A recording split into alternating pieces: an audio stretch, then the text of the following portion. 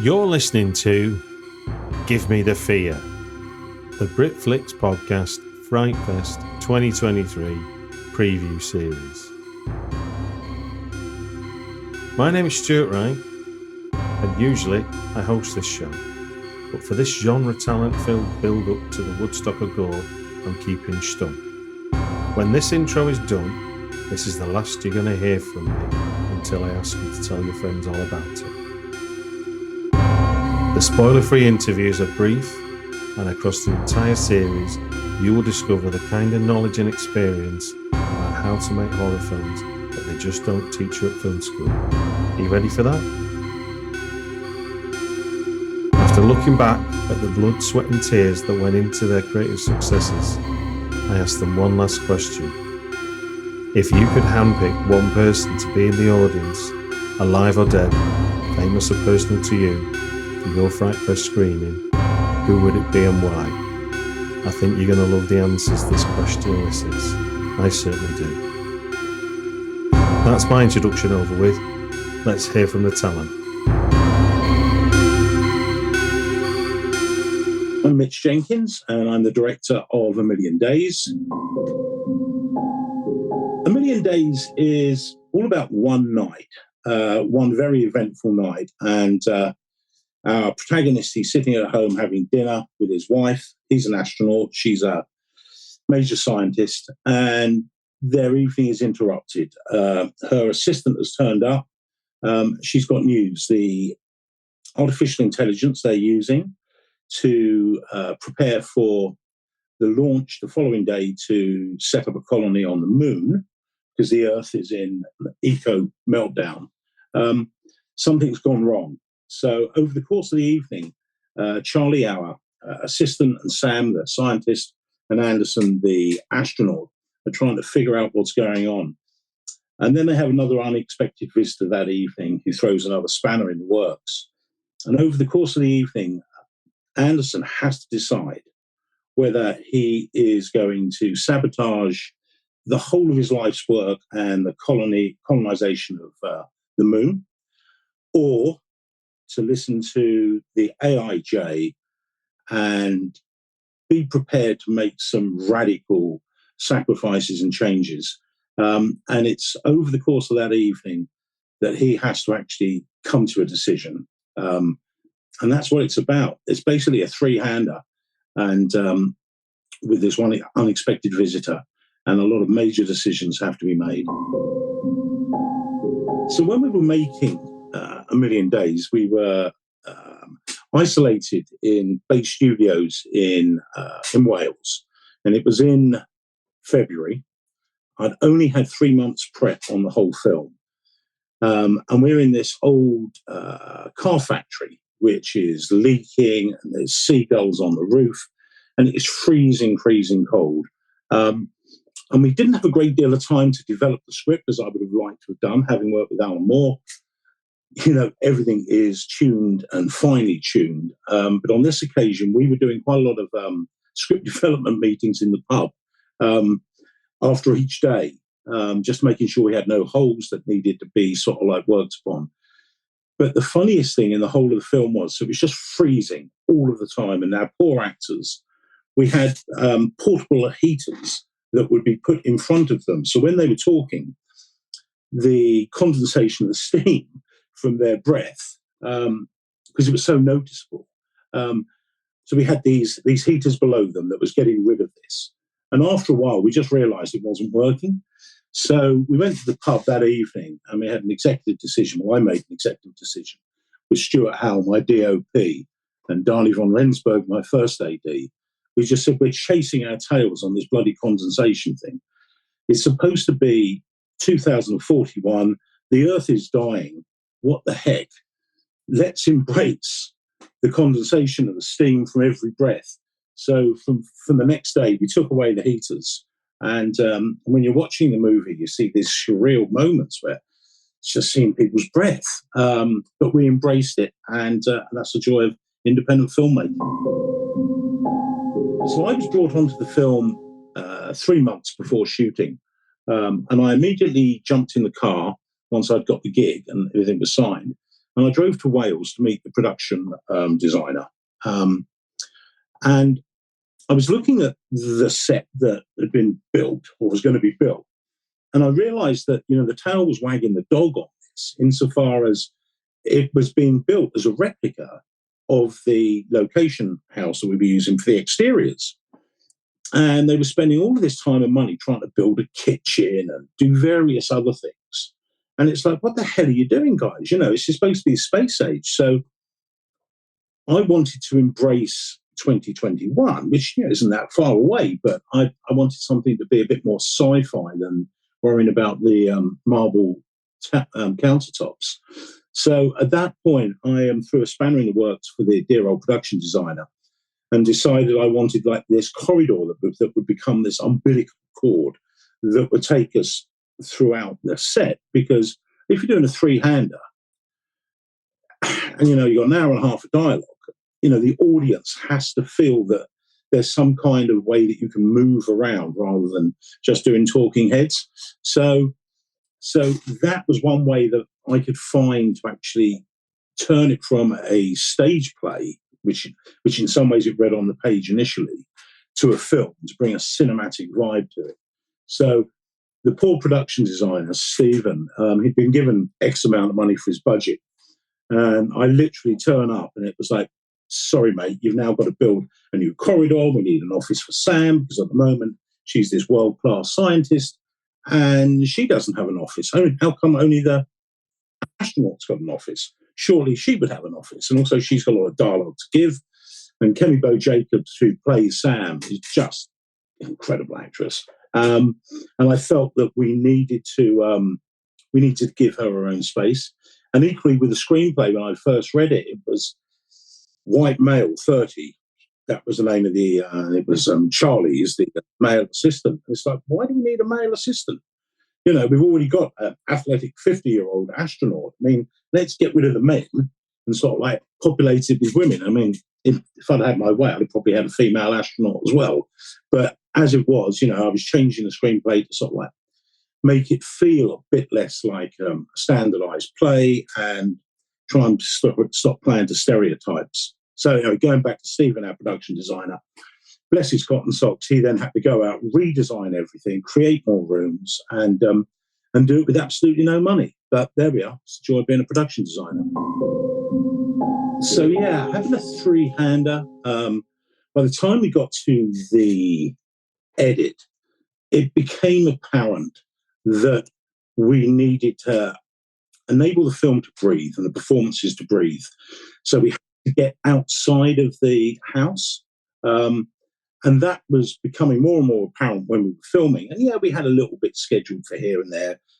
We only had one day to do exteriors, but it really felt to me that we needed to take a breath. And that's something we ended up doing when we were in the edit, was to actually extend the exterior scenes where possible, just to step back, because it's very intense when you've got a three-hand, when you've got all these people just talking.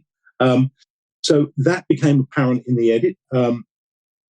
Also, when you were doing an edit, as you know, as directors, you tend to, have notes from producers. And sometimes producers' notes, I sometimes find, can be a little bit too... they like to signpost everything because they sometimes feel that the audience isn't necessarily, sophisticated enough, and they want to make it a much more an easier viewing, shall we say. So I was trying to point out to the producers and anyone else who would listen to me that sci-fi audiences are probably the most sophisticated audiences in the world, because they can literally suspend their disbelief and can engage, and they're a very sophisticated audience. So it was trying to find a way through where, I was working with the producers and the execs, just to ensure that, their notes are, lived with and understood and respected, but equally try not to dumb down the film too much. But the one thing that really came out of the edit was that we needed to get out of that house. We had to get out. So that was something that B, our editor, she was like a big help for that. And she just kept saying, look, we've got to get out. Let's just cut and move on, which is what we did. And so, and with the VFX. I was trying to explain to everyone, less is more. And thankfully they listened on that because, unless you have the budget, because people's sophistication, they expect everything to look like Star Wars. And in reality, that budget isn't there for anyone outside of the Marvel Studios per se, or Lucas. So it was trying to reduce the amount of VFX in the film. I was always wanting to put less in. I was challenged by producers to put more. So it was trying to find a way where we could accommodate what worked best for the film. And I like to think we found a really good midway through. I like the film. I enjoy watching it. I'm thoroughly delighted that, with a very small crew, and we shot it in 14 and a half days. It's what you can achieve when you've got, a motivated group of creatives. If I could choose someone to be there at Frightfest for the premiere of A Million Days, it would actually be Alan Moore, who is just one of the sweetest, most wonderful human beings on the planet and a very dear friend. And due to bloody COVID, he doesn't really get out that much because, he's very sensibly minded man, doesn't want to actually expose himself to COVID. So I would love Alan to be there, but I know it's never going to happen. It was just that, it was because of our relationship. We started this journey together, this filmmaking journey together, with our first short, Act of Faith, and then that went on to become showpieces, which were screened at Frightfest.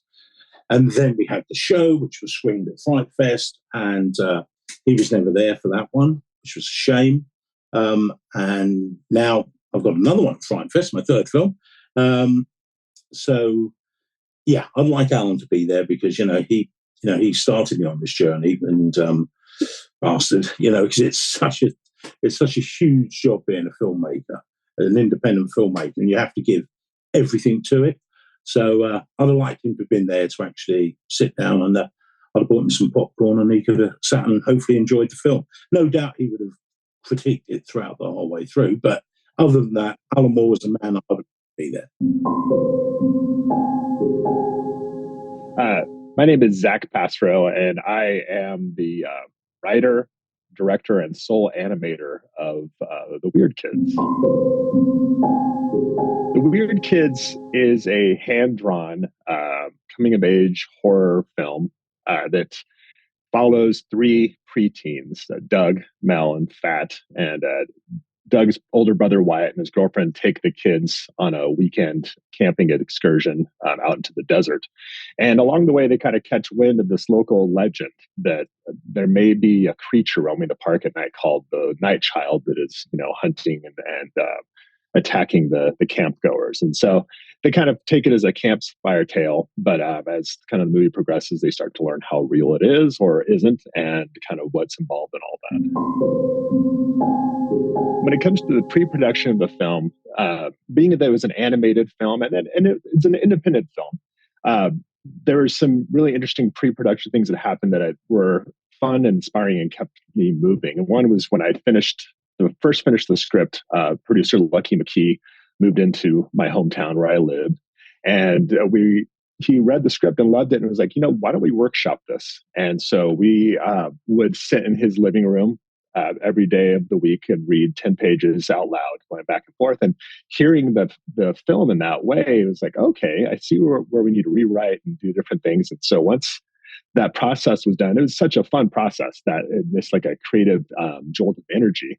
And once that was done, Lucky was like, all right, man, let's keep going. Like the script's in good shape. Like who do you want to be in it? And so we set up this, our sound designer friend, Andrew Smedick, came into town and set up a tent in Lucky's guest room. And one by one, we had voice actors come in and record. So that was just, and it was just so fun. Like there was just so much good energy, and it just made me, once all the voices were recorded with Lucky's, his support of the script and his excitement, like it made me want to keep just get into animating, basically. When it came to the production and getting into animating on the film, this was a little different than other animated films because it's a smaller film. I was the sole animator. My wife, Hannah, was my collaborator and painted the backgrounds. And that was it. Like the full production team and post team, you can count on less than two hands. And so, production, it happens in any animation of any scale where there's this, you work for a long time on a shot or a scene. And then there's these magic moments when you see them all come together and they work. And then it makes you want to keep going. So, the process with the Weird Kids, I learned early on that if I storyboarded out everything like a traditional feature animated film would do, I was going to lose years storyboarding and being a perfectionist about storyboards. So I started doing these rough thumbnails, and I'd go one scene at a time.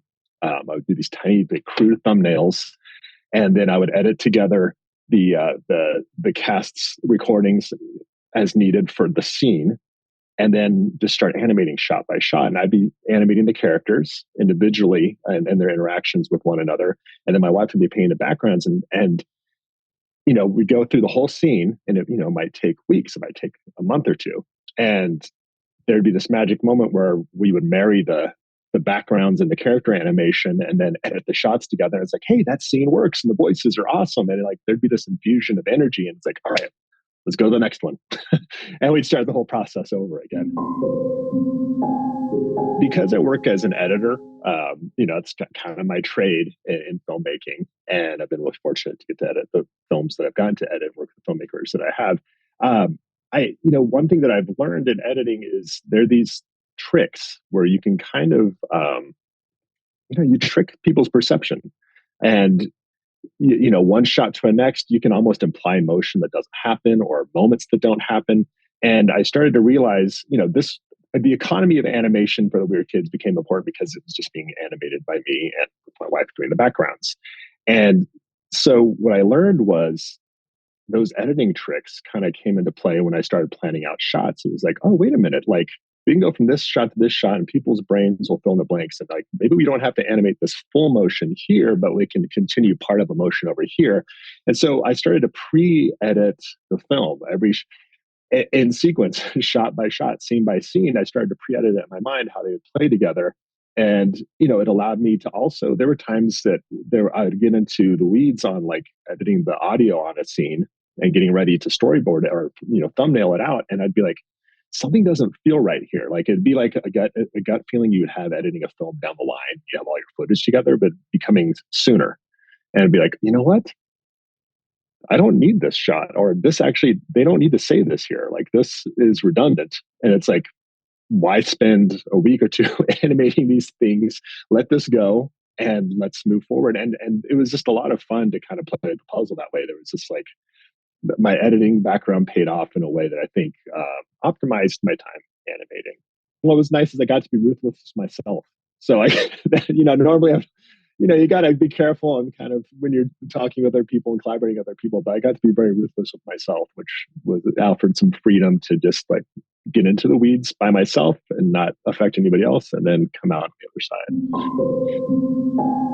So when you're editing a traditional film, like there's always a moment where, you as an editor, you're kind of the fresh pair of eyes for the filmmaking team. When you sit down, you don't know the background of what happened on set each day, whether they made their day, whether an actor or someone was being difficult. And so you can come in with a fresh set of eyes and edit the story together.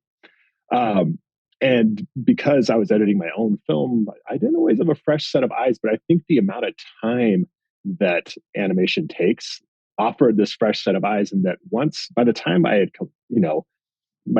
Hannah had painted all the backgrounds, I had finished all the character animation for each shot, and then we composited them and then edited the shots together by scene. By the time we got to that, there'd been such a space of time that seeing it come together, it's almost like a fresh pair of eyes immediately, because you've seen all these little pieces, but now you're seeing them all together and it looks different than you conceptualized. And then you're also still, because animation is such a frame by frame thing, there's a weird meticulousness where, you do over scrutinize. And so you kind of, you start making little revisions in the edit and in the animation. But, you know, to get a perspective though, from time to time, if I'd finish a stretch, I would bring in like Lucky and show Lucky a scene. And he would, and if he was laughing or having fun, and you'd offer suggestions, or producer Charles Horak, like I would kind of, I would defer to the team around me. The sound designer Andrew Smetic would come in and watch things and give me input too. And it was a nice way of working. It was such a long process. I mean, over the course of almost 8 years of animating, because I was doing my day job editing feature films and then animating at night my own film. But it was nice to have these collaborators that I trust that could come in and help me have that perspective and that space, and including my wife Hannah. She would watch things and scrutinize, and so I had. But every beat of the way, there was this like little checks and balances, which was really nice. As far as an audience member, alive or dead, from this universe that I would like to be in the audience of Frightfest, I actually have two, and I know it's kind of cheating. The first person that I would love to be in the audience of Frightfest would be my grandmother. Her given name is Josephine, but as she grew up, she was given the name Mutt by her brothers. And she grew up, and as as I knew her as my grandmother, she had 14 dogs. So it kind of was this weird name that she grew into. But she was, Mutt was a Kiwi. And I feel like a lot of my time with her shaped my sense of humor and my sense of storytelling and my love of movies. I watched a lot of movies with her as a kid growing up. And then the other person that I the other person that I'd love to be in the audience of Frightfest or to see the film at some time would be Alex Winter, actually, the actor and filmmaker Alex Winter.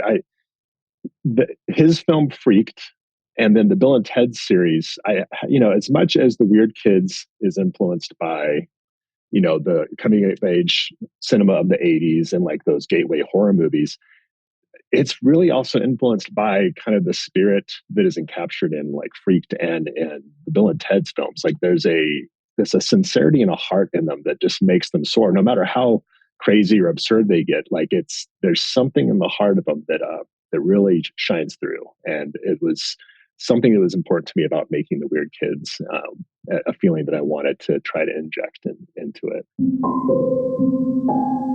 So the movie is called Punch. And my name is Andy Edwards, and I am the writer-director. I also am the co-producer and the editor. But I would like to point out that this isn't some egomaniac control freak thing. This is the necessities of low-budget independent punk rock filmmaking. Sometimes it's just easier to do everything yourself, and cheaper to do everything yourself rather than easier. It's the opposite of easy. The film is a very simple film, I think. It concerns a young woman called Frankie, who is back in her hometown on a break from university, where she's been looking after her mother, who wasn't well. This is her last night in the town before she goes back to university, and she's celebrating with a few friends.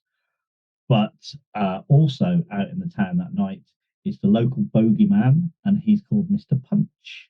So it's set over the course of one night, and Frankie and her friends have to survive a mass slasher killer, Mr. Punch. Oh, and the town is a seaside town, hence it's Mr. Punch. It's a seaside town in winter. The location kind of came hand in hand with that, birthed the idea, really. I had two ideas in mind. One was to create a very UK slasher, but I couldn't think who it would be. I came up with all some kind of terrible ideas who would be a British slasher. And then I also wanted to film something in a seaside town in winter. That has been kind of on sort of back of my mind for a long time because I love the sort of melancholy vibe you get from them. And then as soon as I kind of put the two together and went slasher in a seaside town in winter, oh, there we go. I know the vibe. And who's the killer? Well, it's Mr. Punch from Punch and Judy. And there it was. There's the movie. My favourite bit of pre-production was the location scouting because I went to a few seaside towns. So that meant fish and chips, ice creams, all in the name of research. And I went and I picked Hastings in the end because I went with Arel Anthony Hales, producer of Werewolf Santa, which is at Frightfest. But he's from Hastings and he shot a number of movies in Hastings. So he took me on a tour basically of his hometown. So we checked out, I had a tick list of locations I wanted to find. We obviously checked out the local pubs, the local fish and chips.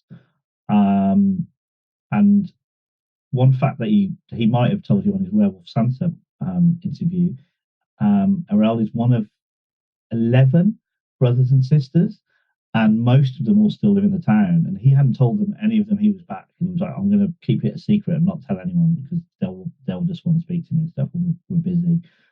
And pretty much everywhere we went, we bumped into one of his many siblings. And so, yeah, a lot of them helped out in the film.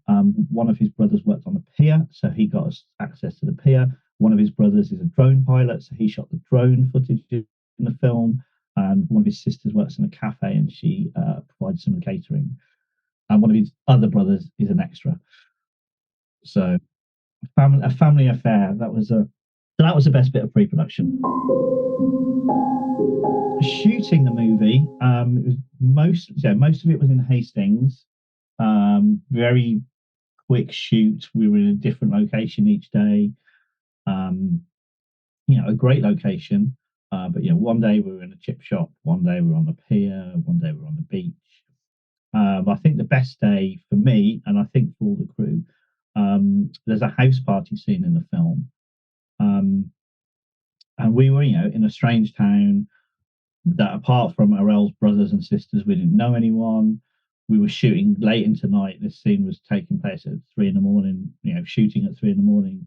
So we didn't have any extras. Well, we had a couple. So we just created our own house party. We put some tunes on. Everyone in the crew had a beer. And we just filmed that. So most of the party extras in the scene are crew. The DJ is our focus puller, things like that. So, and I think that kind of really buoyed the mood of the crew as well, because we were shooting nights, on the beach, and it snowed one night on a beach. It was pretty grim. So to have a night shoot, but indoors, we could all, listen to music, drink beer. It kind of really increased the mood of the crew, I think, and that was the best time for me.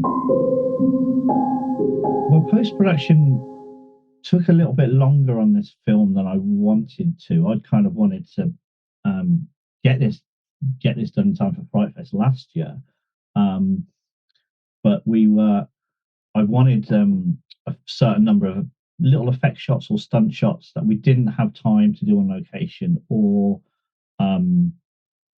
they weren't safe to do, because there's an brief underwater scene, and we looked into doing it on location, underneath a pier in Hastings at night, and it was the cost and the health and safety, it just wasn't worth it. So these shots were shot in a water tank in Croydon, which I didn't know there was one, but there's an underwater filming tank in Croydon, and I'd never shot underwater stuff before, and that was really fun and good to do, to actually take our time and do it safely and make it look really good. So that was probably the best bit of the sort of post process, is kind of piecing together these little bits that we'd wanted to do on production but couldn't.